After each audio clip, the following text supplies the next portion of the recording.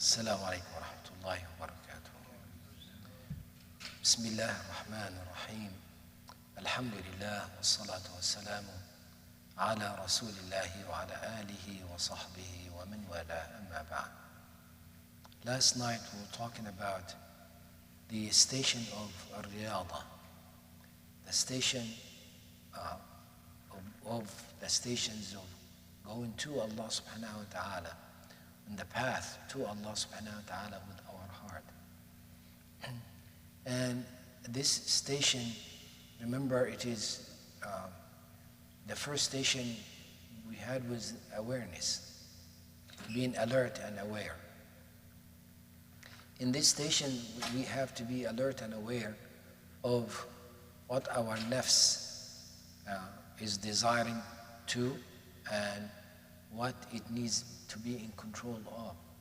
So it is a constant awareness of between you and you.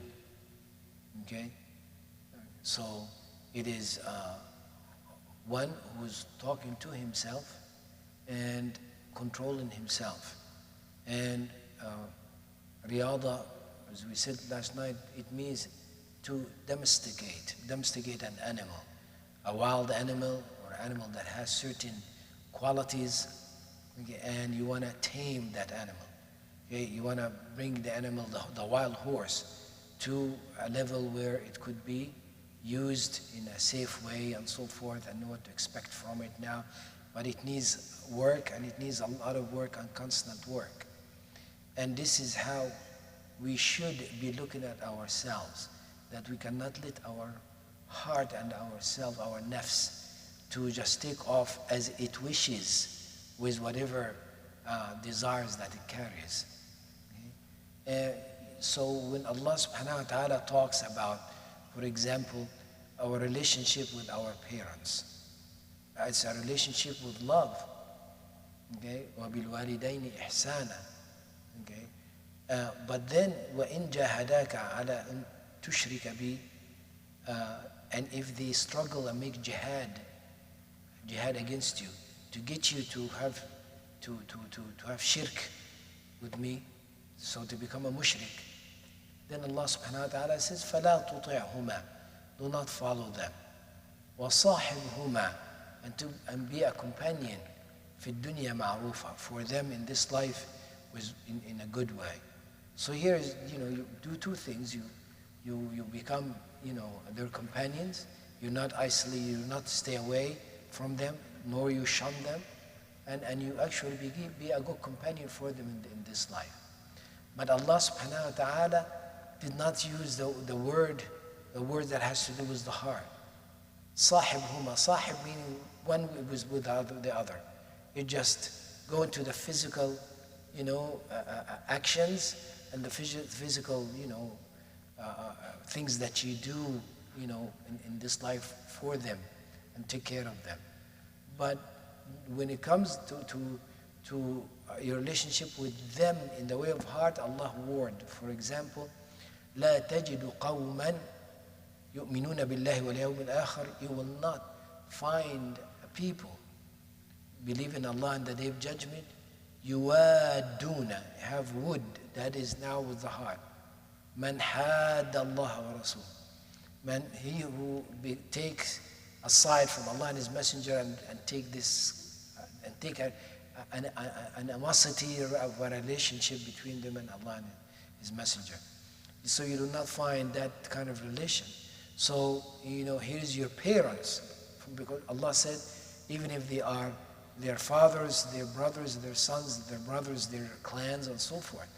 So your parents even, there's a natural love that you have for your parents. But when it comes to man had Allah wa Rasulah, then this has to have a limit. This is riyada.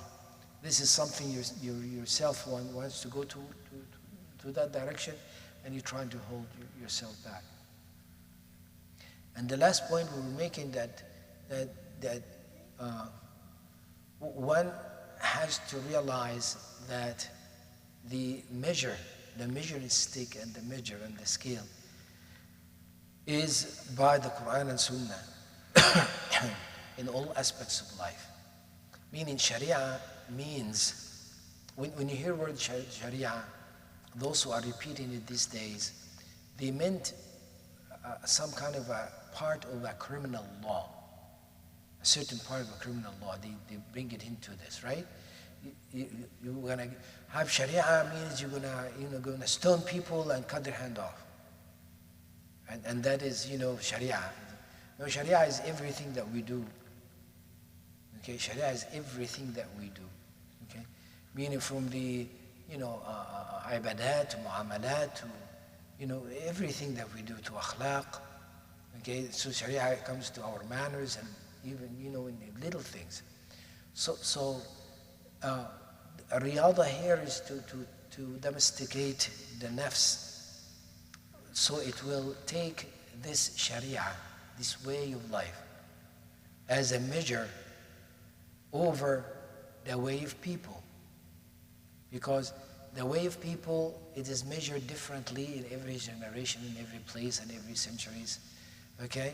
What was acceptable today is not acceptable tomorrow. Because people changes, culture changes, and depends on where you are in the world.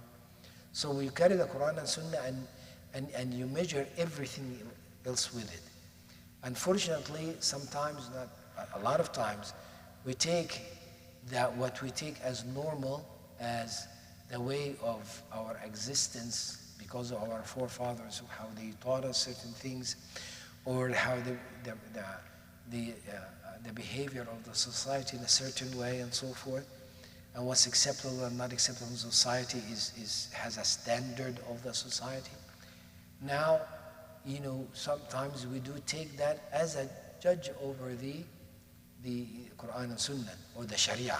So we look at the Sharia, see if the Sharia, if it's implemented in this environment, that what we can implement from the Sharia in this environment, is it acceptable, or not acceptable? Now that is a sickness that does not take one toward Allah subhanahu wa ta'ala.